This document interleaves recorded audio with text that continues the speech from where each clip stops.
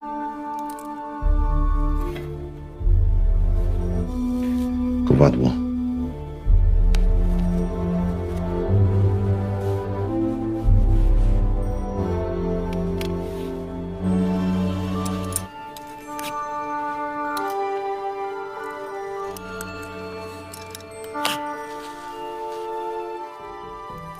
Pria ini bernama Wilzur. Dia adalah seorang dokter spesialis bedah di negara Polandia.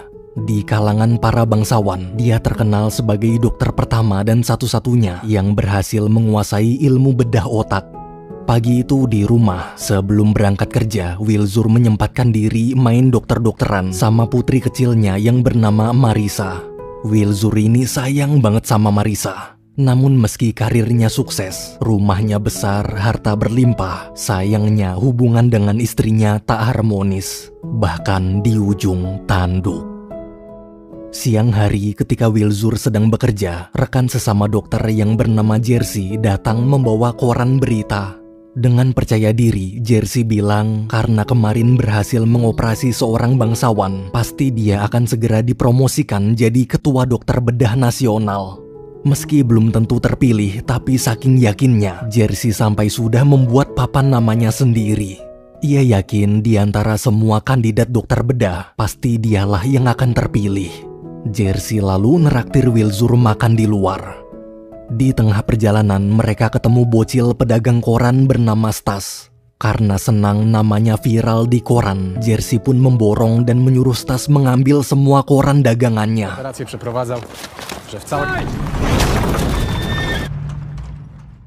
Akibat tertabrak kereta kuda, Stas terluka sangat parah dan sekarat. Sambil menenangkan ibu Stas, Jerzy menyarankan Stas dibawa ke rumah sakit umum aja agar biayanya ditanggung pemerintah. Tapi karena lokasinya terlalu jauh, Wilzur memutuskan untuk membawanya ke rumah sakit swasta tempat mereka kerja. Masalah biaya urusan belakangan, yang penting anak ini bisa selamat. Wilzur pun bergegas membawa Stas pergi. Przygotować salę operacyjną. Czy serweta? Duży klem. Przejmij.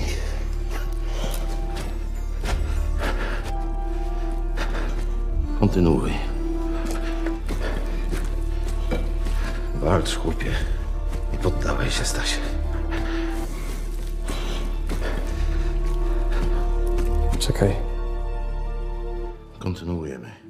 Alhamdulillahnya, Stas selamat. Malamnya sepulang kerja, ketika melihat putri kecilnya tidur nyenyak, rasa lelah Wilzur seakan hilang. Waktu mau tidur, karena hubungan dengan istrinya sudah lama renggang, Wilzur pun mencoba memperbaiki. Namun saat Wilzur memeluk mesra, istrinya menolak. Wilzur di situ sadar, ternyata istrinya sudah tak mencintainya lagi. Esok pagi, saat sedang keliling memeriksa pasien, Wilzur kaget kenapa Stas nggak ada. Suster lalu melapor, semalam dokter Jerzy sudah memberi izin pulang. Mendengar itu, Wilzur kecewa. Waktu dia ingin pergi menjemput Stas lagi, Jerzy berusaha melarang. Biaya rawat inap di sini terlalu mahal. Ibu Stas tak mungkin sanggup membayar. Tapi Wilzur tak peduli. Sebagai dokter, dia harus memastikan pasiennya sembuh total. Soal biaya, biar dia yang akan bayar semua. Sesampainya di rumah Stas, saat melihat ada tabib sedang mencoba mengobati Stas, Wilzur langsung mengusirnya. Meski praktek pengobatan alternatif seperti tabib dilarang oleh pemerintah, tapi banyak warga miskin masih menggunakan jasa mereka karena biayanya jauh lebih murah. Setelah memeriksa kondisi Stas, tanpa izin dari ibunya, Wilzur langsung membawa anak itu kembali ke rumah sakit. Esok hari, akibat membawa paksa Stas tanpa izin, direktur rumah sakit menegur. Wilzur pun berusaha menjelaskan keadaan Stas, tapi direktur tetap tegas. Aturan tetap aturan, memaksa anak kecil berobat tanpa persetujuan orang tua tetap salah. Selesai marah-marah, bukannya memberi hukuman, direktur malah menyuruh Wilzur bersiap-siap menghadiri jumpa pers besok. Direktur memberitahu, gara-gara aksi heroiknya menyelamatkan warga miskin viral tersebar ke seluruh penjuru negeri, Menteri Kesehatan memutuskan untuk menunjuk Wilzur sebagai ketua dokter bedah nasional. Jadi nanti Wilzur akan memimpin semua dokter bedah di Polandia untuk menjalankan program dari pemerintah, yaitu pengobatan gratis nasional khusus warga miskin. Mendengar kabar barusan, Wilzur dan Jerzy kaget. Keesokan paginya, ketika konferensi pers, di depan para wartawan, direktur dan Pak Menteri mengumumkan bahwa mulai sekarang program kesehatan gratis untuk warga miskin secara resmi dijalankan. Nama Wilzur sebagai Ketua Dokter Bedah Nasional juga diumumkan. Dari kejauhan melihat kesuksesan sahabatnya, Jerzy sangat iri. Siang hari sepulang ke rumah, karena hari ini Marisa ulang tahun, Wilzur membawakan kue. Tapi waktu mau memberi kejutan, tiba-tiba kepala pelayan memberikan surat titipan dari istri Wilzur. Ketika dibaca, Wilzur syok. Istrinya minta cerai dan sekarang dia pergi membawa Marisa. Beata!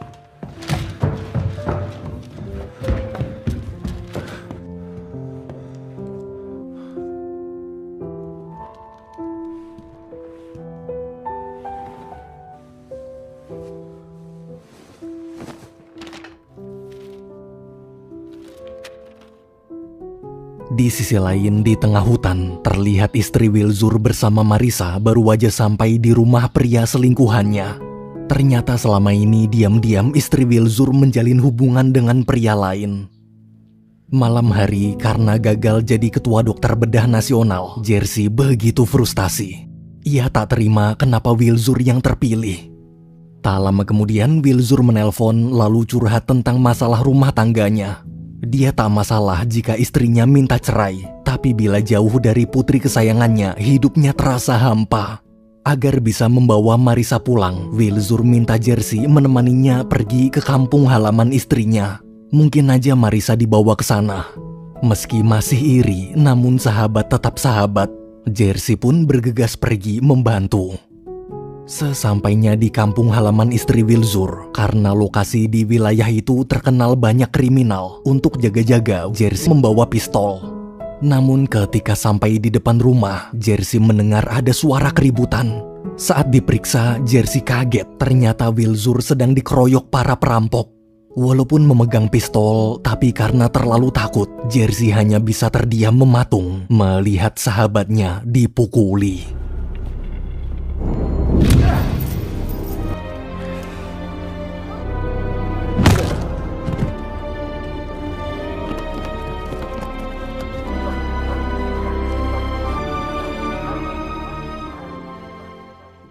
Akibat terluka parah di bagian kepala, Wilzur tak sadarkan diri.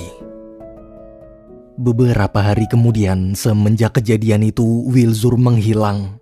Suatu pagi, detektif datang ke rumah sakit dan memberitahu berdasarkan hasil penyelidikan, pihak kepolisian cuma menemukan mantel Wilzur di pinggir sungai. Dengan berat hati, detektif menyimpulkan bahwa Wilzur telah meninggal dunia akibat frustasi ditinggal anak istrinya. Meski sekarang jasadnya masih belum ditemukan, tapi detektif memutuskan untuk menutup kasus ini. Mendengar laporan itu, Jerzy hanya terdiam, pura-pura tak tahu. 15 tahun berlalu, kini terlihat Marisa telah tumbuh dewasa. Karena ibu dan ayah tirinya sudah meninggal, ditambah dia juga tak tahu di mana keberadaan ayah kandungnya, Marisa sekarang hidup sebatang kara. Pagi itu, Marisa naik kereta kuda diantar temannya yang bernama Mikal pergi menuju suatu pedesaan. Marisa juga membawa piano. Rencananya dia ingin menjual pianonya sekaligus mencari kerjaan. Sesampainya di suatu bar, agar pemilik bar tertarik, Marisa menunjukkan keahlian bermain piano. Mendengar permainan Marisa, pemilik bar kagum.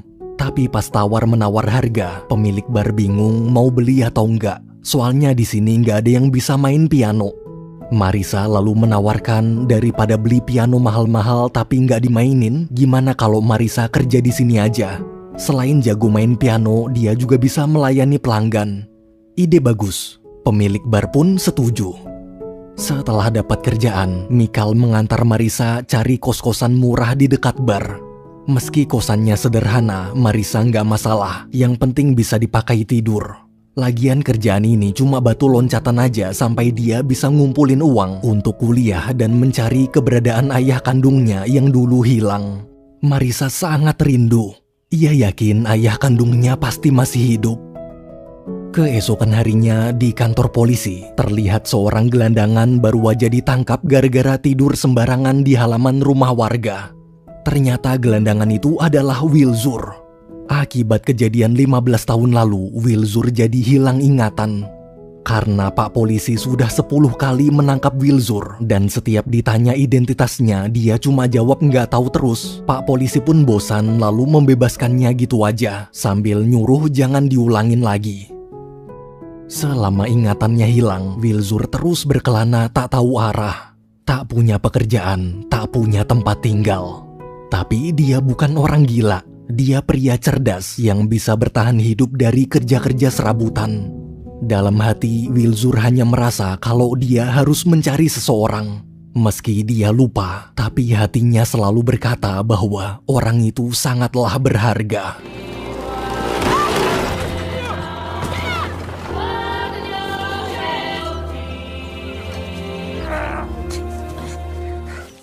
Akibat nyungsep, roda gerobak kudanya copot. Wilzur pun bergegas menolong 2 warga desa itu. Satu pria bernama Essien dan satu wanita bernama Zoska. Essien di situ mengeluh bahunya terasa sakit sekali. Saat Wilzur memeriksa, ternyata bahunya terkilir. Setelah diobati, bahu Essien langsung membaik. Wilzur juga membantu memasangkan roda yang lepas.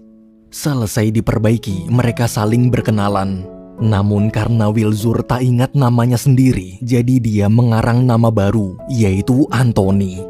Waktu tahu kalau Anthony hilang ingatan, Zoska kasihan dan menawarkan pekerjaan di penggilingan padi miliknya. Dari penampilannya, Zoska yakin Anthony pasti juga tak punya tempat tinggal. Kebetulan di rumahnya ada kamar kosong. Kalau mau untuk sementara Anthony boleh tinggal di sana. Dengan senang hati, Anthony menerima tawaran Zoska. Sementara di bar, terlihat Marisa sudah mulai bekerja jadi pelayan. Di tengah kesibukan melayani pelanggan, ada 2 pria bangsawan datang berkunjung. Selama duduk mengobrol, salah satu bangsawan bernama Lezek terpesona melihat kecantikan Marisa. Lezek lalu ngajak temannya taruhan. Dalam seminggu, dia pasti bisa dapetin Marisa. Jika gagal, maka dia bakalan kerja jadi pelayan di bar ini. Waktu Marisa menghampiri, dengan percaya diri, Lezek ngajak kenalan. Marisanya jutek. Bukannya nyerah, Lezek justru semakin tertantang. Saat Marisa sedang istirahat, Lezek nyoba ngedeketin lagi. Tapi Marisa tetap cuek. Pas mau pergi, Marisa bilang dia udah tahu soal taruhan Lezek. Sayangnya dia bukan wanita murahan yang bisa jadi bahan taruhan. Lebih baik Lezek berhenti berharap. Mendengar itu, Lezek merasa bersalah. Malamnya ketika Marisa pulang, ada seorang pria bernama Zen mencoba mendekatinya. Zen ini sudah berkali-kali nyatain perasaan, tapi Marisa nolak terus. Karena risih seharian dideketin cowok-cowok, Marisa muak dan marah-marah.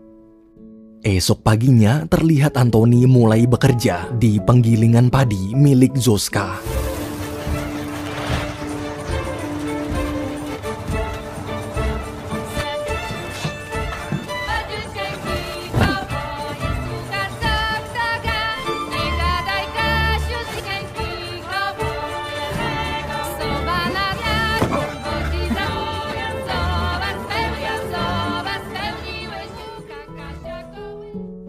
Siangnya, waktu lagi istirahat, Essien datang memberitahu Zoska kalau keponakannya yaitu Mikal mengalami kecelakaan kerja di hutan. Mendengar kabar barusan, jiwa dokter Anthony bangkit dan ingin menolong. Sementara di hutan, Marisa yang juga mendengar kabar kecelakaan sahabatnya itu datang ke lokasi proyek. Saat tahu kaki Mikal patah, Marisa sadar tak ada jalan lain selain operasi. Namun ketika dia minta bantuan uang untuk ke rumah sakit, kepala proyek tak mau tanggung jawab dan malah menyuruh semua kembali bekerja. Marisa pun istighfar. Karena kecewa, Marisa nekat pergi ke rumah bangsawan si pemilik proyek. Waktu sampai, meski pelayan melarang, Marisa tetap nerobos masuk. Saat bertemu, ternyata bangsawannya adalah orang tua Lezek. Tanpa basa-basi, Marisa langsung menceritakan soal kecelakaan di proyek tadi dan meminta Ibu Lezek membiayai karyawannya ke rumah sakit karena itu sudah jadi tanggung jawab perusahaan. Namun dengan sombong, Ibu Lezek berkata dia tak peduli. Dia justru menyuruh Marisa tahu diri. Orang miskin jangan bicara tak sopan di hadapan bangsawan. Lagi-lagi Marisa kecewa lalu pergi. Lezek yang merasa bersalah atas sikap ibunya pun menyusul Marisa naik motor. Ia minta maaf sambil menawarkan bantuan dokter pribadinya. Awalnya Marisa tak percaya, tapi setelah diyakinkan kalau dia sungguh-sungguh ingin menolong, Marisa pun setuju. Mereka berdua lalu boncengan pergi ke rumah Mikal. Ketika dokter pribadi Lezek datang, kaki Mikal mulai diperiksa. Sayangnya karena lukanya terlalu parah, dokter menyerah. Dokter menyarankan lebih baik Mikal dibawa ke rumah sakit aja. Tak lama kemudian Anthony datang ingin membantu. Melihat penampilan Anthony yang tak meyakinkan, Marisa malah mengira dia tabib ilegal. Marisa mengusir Anthony sambil mengancam akan melapor ke polisi. Mendengar ucapan kasar itu, anehnya Anthony tak sakit hati. Dia hanya terdiam sambil terus menatap wajah Marisa. Hatinya seperti mengenal sosok gadis muda di hadapannya itu. Karena perasaannya mendadak campur aduk, Anthony buru-buru pergi. Setelah Mikal dibawa ambulan ke rumah sakit, Lezek iseng ngajak Marisa nonton bioskop. Meski masih jutek, tapi Marisa menjawab mau.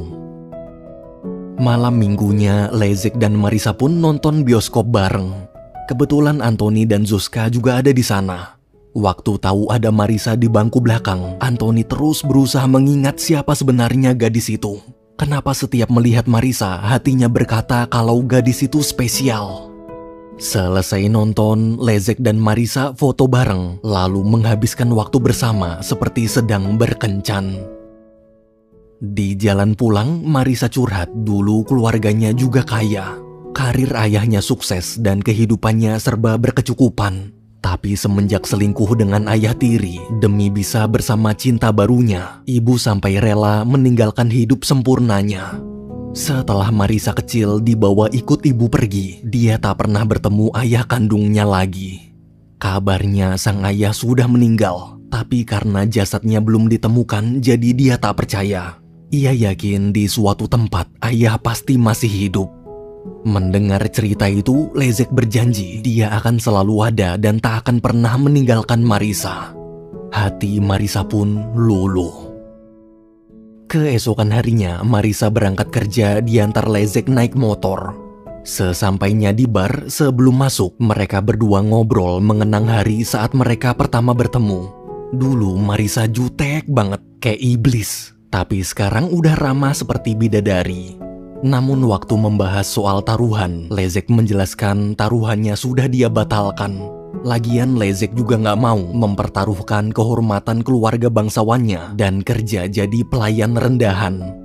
Mendengar itu, Marisa tersinggung. Ia sadar diri seorang pelayan rendahan sepertinya gak pantas dekat dengan pemuda bangsawan.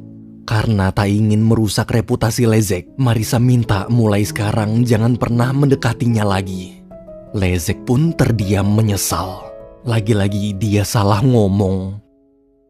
Beberapa hari kemudian, karena prihatin dengan kesehatan warga miskin di desa, Anthony membuka pengobatan gratis di rumah Zuzka. Ingatan Anthony tentang jati dirinya memang hilang, tapi dia tak lupa bagaimana cara mengobati orang sakit.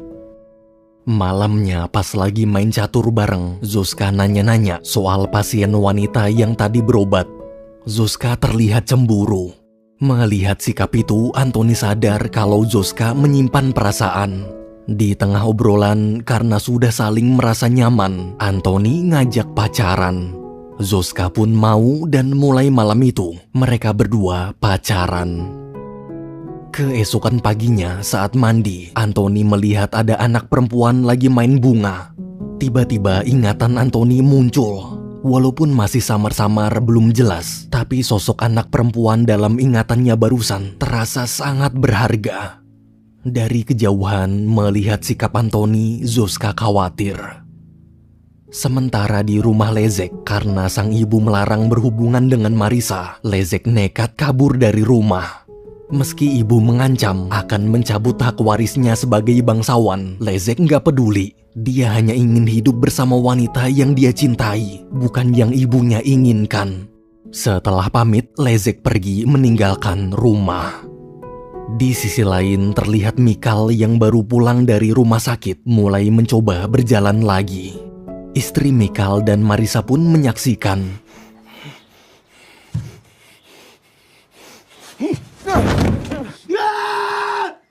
Młody organizm, trzeba być dobrej myśli.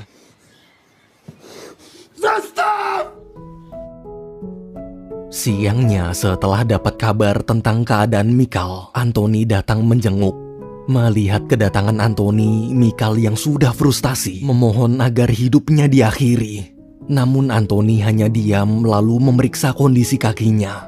Karena sadar operasinya salah, Anthony berencana mengoperasi ulang. Ketika operasi akan dimulai, tiba-tiba Marisa datang. Dengan panik, Marisa mengusir Anthony atau dia lapor polisi. Tapi Mikal melarang dan malah mengusir balik Marisa. Ini keinginannya sendiri. Mau nggak mau, Marisa menurut. Saat Marisa pergi, Anthony pun mulai mengoperasi kaki Mikal. Obudź się.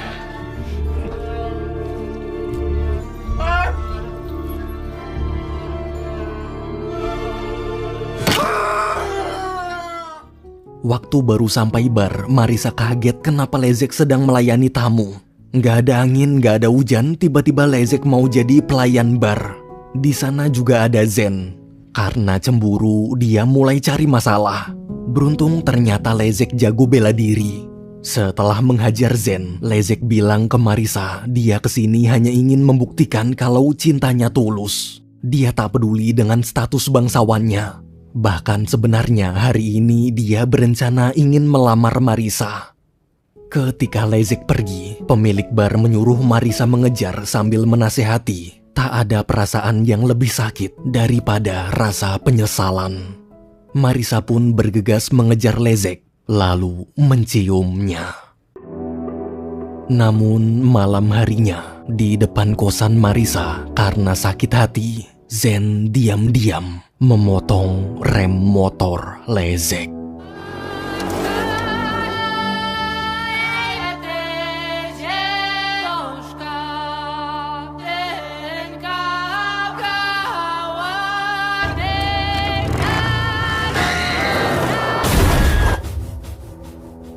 Karena lokasi kecelakaannya tak jauh dari rumah Zoska, mendengar ada suara teriakan, Anthony dan Zoska buru-buru menolong. Melihat kondisi Marisa kritis, Anthony panik lalu memanggil ambulan. Tak lama kemudian, ambulan serta orang tua Lezek datang ke tempat Zoska. Di dalam, Anthony menjelaskan keadaan mereka berdua. Lezek patah kaki, sedangkan Marisa tengkoraknya retak. Setelah memeriksa kedua pasien, dokter bilang kalau dia hanya bisa mengobati Lezek. Sementara Marisa, dia sama sekali tak mengerti soal operasi bedah kepala. Satu-satunya dokter bedah terhebat di negara ini hanyalah Dr. Wilzur. Sayangnya Dr. Wilzur sudah lama meninggal dunia. Mungkin teman Dr. Wilzur juga bisa, namanya Dr. Jerzy. Anthony pun memohon agar Marisa dibawa ke Dr. Jerzy, namun ibu Lezek menolak. Dia hanya menyuruh dokter segera membawa putranya ke rumah sakit tanpa memperdulikan Marisa. Setelah Lezek dibawa ke rumah sakit, Anthony kaget mendadak Zoska menunjukkan peralatan bedah milik dokter tadi. Ternyata diam-diam Zoska mencurinya. Awalnya Anthony ragu, tapi Zoska terus meyakinkan, kita belum tahu jika belum mencoba. Karena tak punya pilihan lain demi menyelamatkan nyawa Marisa, Anthony memberanikan diri memulai operasi.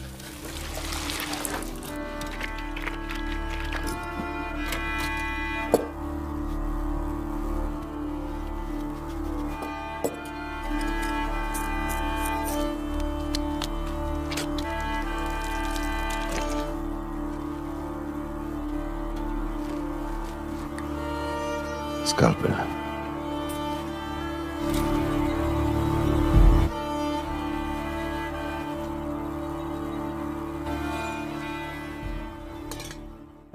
Esok paginya selesai operasi, Anthony terlihat cemas. Walaupun operasinya berjalan lancar, tapi dia masih ragu. Saat memikirkan Marisa, seketika Anthony menangis. Ia sangat takut kehilangan gadis muda itu. Zuzka pun berusaha menenangkan, tapi karena terlalu khawatir, Anthony memutuskan pergi ke kota untuk meminta bantuan dokter Jerzy.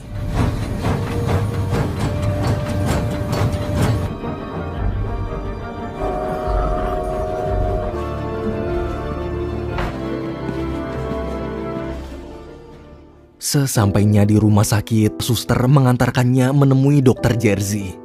Ketika bertemu, Jerzy syok. Ia tak menyangka Wilzur masih hidup. Tapi saat Wilzur memperkenalkan diri kalau namanya adalah Anthony, Jerzy sadar Wilzur pasti hilang ingatan. Setelah menjelaskan keadaan Marisa, Anthony berlutut memohon agar Jerzy mau menolongnya. Mendengar itu, demi menebus dosanya di masa lalu, Jerzy bersedia membantu. Di sisi lain, waktu Zuzka sedang merawat Marisa, dokter pribadi Leszek datang lagi. Dokter itu mengancam akan melapor ke polisi dan menuduh Anthony telah mencuri peralatan medisnya. Tapi Zuzka tak takut, dia malah balik menyalahkan dokter karena semalam telah menelantarkan pasien kritis. Lagi pula tak ada bukti kalau peralatan medisnya ada di sini. Jika melapor polisi, dokter sendirilah yang akan kena masalah. Si dokter yang kalah debat memilih pergi. Sorenya saat sampai, Jerzy langsung memeriksa keadaan Marisa. Melihat hasil operasi Anthony, padahal hanya menggunakan peralatan seadanya, Jerzy kagum. Tak lama kemudian Marisa sadar. Semua pun lega.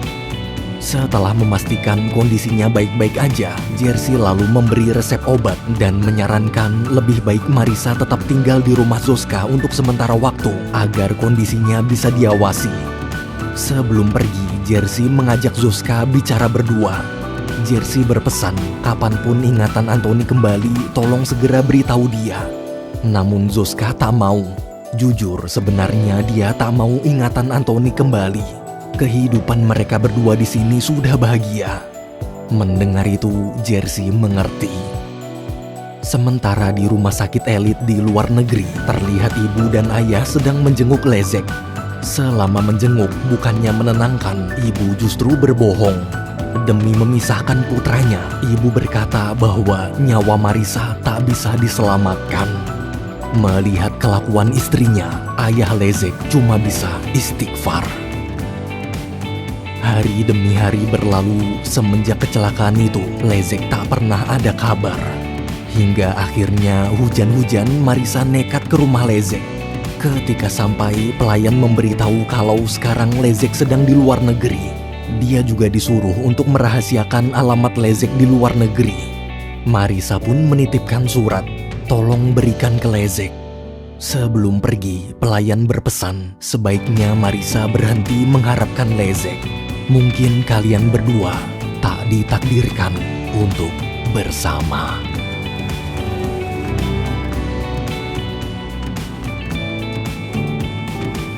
Keesokan harinya terlihat kondisi Mikal mulai membaik.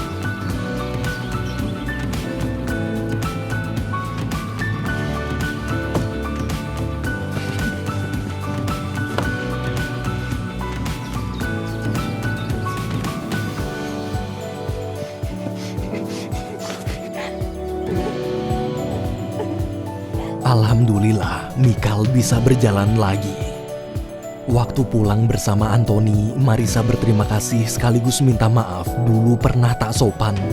Marisa juga cerita dia ingin mencoba kuliah kedokteran agar bisa membantu banyak orang seperti Anthony. Mendengar itu, Anthony mendukung. Di tengah obrolan, Anthony bertanya bagaimana kabar Leszek. Marisa berkata Leszek sudah pergi jauh, sangat jauh, ke tempat yang tak akan pernah bisa dia jangkau. Dia hanya berharap surat titipannya bisa sampai. Sementara di rumah Leszek, waktu pelayan mengantarkan minuman untuk ayah Leszek, diam-diam si pelayan memberikan surat dari Marisa. Waktu dibuka, ternyata isinya adalah cincin nikah yang putranya berikan untuk Marisa. Sang ayah sadar pasti selama ini istrinya menyembunyikan semua surat kiriman Marisa. Ternyata dugaannya benar. Saat memeriksa lemari, dia menemukan surat-surat Marisa. Setelah membaca isi surat-suratnya, karena tak tahan lagi melihat putranya dipisahkan dari wanita yang sangat dia cintai, ayah memutuskan untuk memberitahu kebenarannya. Ayah lalu menelpon Lezek dan menceritakan semuanya. Mendengar kekasihnya masih hidup, Lezek begitu lega. Namun di tengah obrolan, ibu lewat. Nie siedź tak, Stanisław.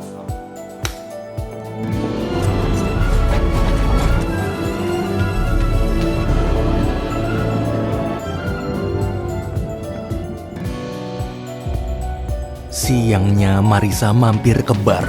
Melihat Marisa kembali, pemilik bar lega. Tak lama kemudian ibu Lezek datang. Semua pun terdiam. Waktu ngobrol berdua, tanpa basa-basi ibu Lezek memberi amplop sambil meminta Marisa menjauhi putranya. Awalnya Marisa menolak, tapi pas ibu Lezek mengancam akan memenjarakan Antoni gara-gara mencuri peralatan medis dan melakukan operasi bedah ilegal, Marisa mulai dilema. Di belakang bar, rekan Marisa yang mendengar percakapan mereka buru-buru memberitahu Antoni. Ketika bertemu Antoni, rekan Marisa menceritakan kejadian di bar tadi. Karena khawatir, sorenya Antoni mengajak Marisa bicara. Ia minta maaf telah mempersulit hubungan Marisa dan Lezek. Marisa pun berkata, Antoni nggak salah apa-apa. Dia justru berterima kasih telah menyelamatkan nyawanya. Marisa lalu memeluk Antoni. Keesokan paginya, karena tak mau jadi beban, tanpa sepengetahuan Marisa, Antoni menyerahkan diri ke polisi. Dia menunjukkan barang bukti peralatan medis dan mengaku telah mencurinya. Tapi Pak Polisi menolak. Dia tahu jasa besar Antoni yang selalu menolong para warga desa. Berkat pengabdian Antoni, kini banyak warga desa jadi sehat. Namun Antoni tetap memaksa minta ditangkap. Mau nggak mau, Pak Polisi menuruti kemauannya. Saat ingin menulis laporan, Antoni bilang sebenarnya namanya bukan Antoni. Nama Antoni cuma nama karangannya aja. Mendengar itu, Pak Polisi cuma bisa istighfar. Di sisi lain, pas baru bangun, Zuzka bingung kenapa Antoni nggak ada. Esian lalu cerita tadi subuh Antoni pamit pergi nggak tahu kemana. Tak lama kemudian, Lezek datang ingin menjenguk Marisa. Namun ketika masuk ke kamar, ternyata Marisa juga nggak ada. Demi melindungi Antoni, Marisa memutuskan pergi.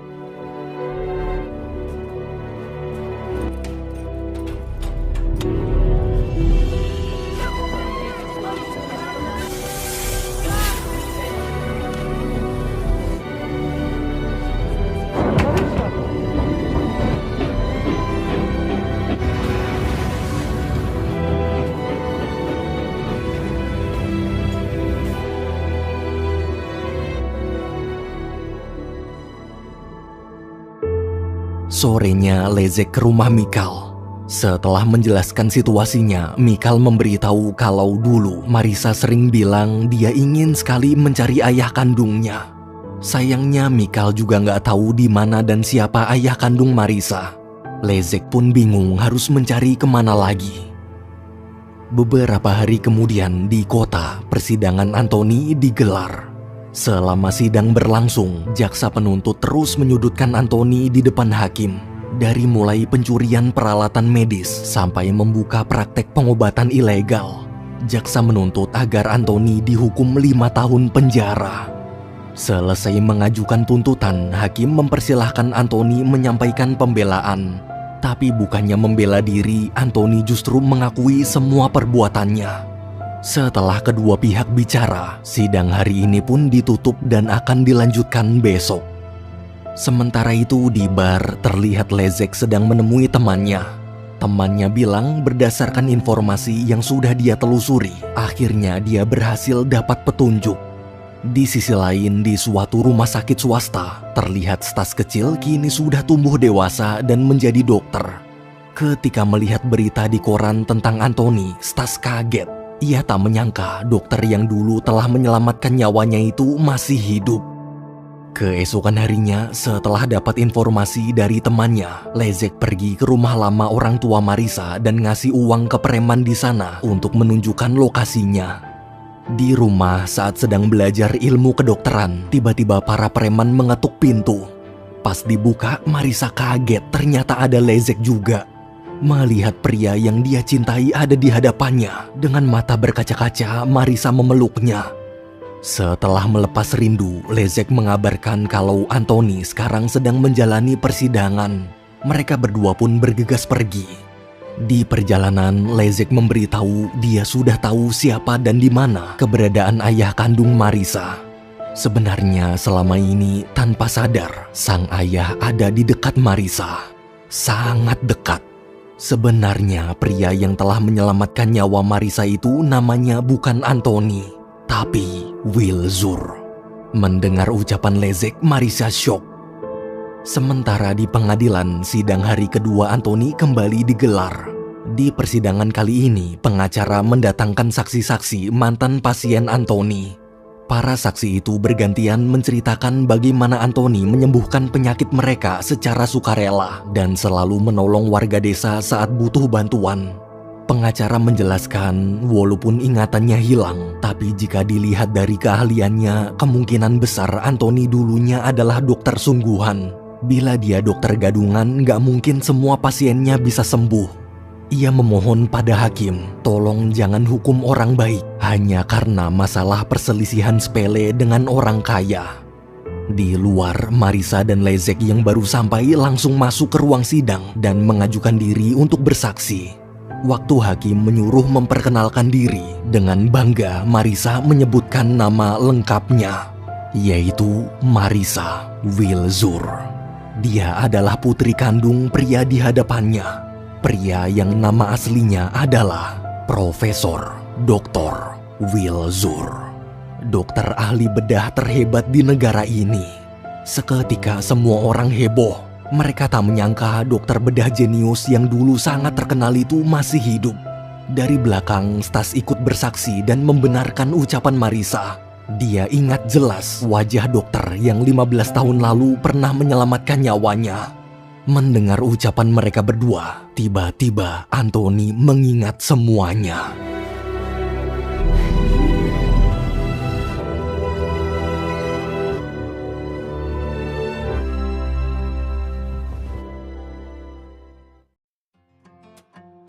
Beberapa hari kemudian, setelah dinyatakan tak bersalah, Anthony, Leszek, Marisa, dan Zoska mengadakan acara pesta pernikahan bersama.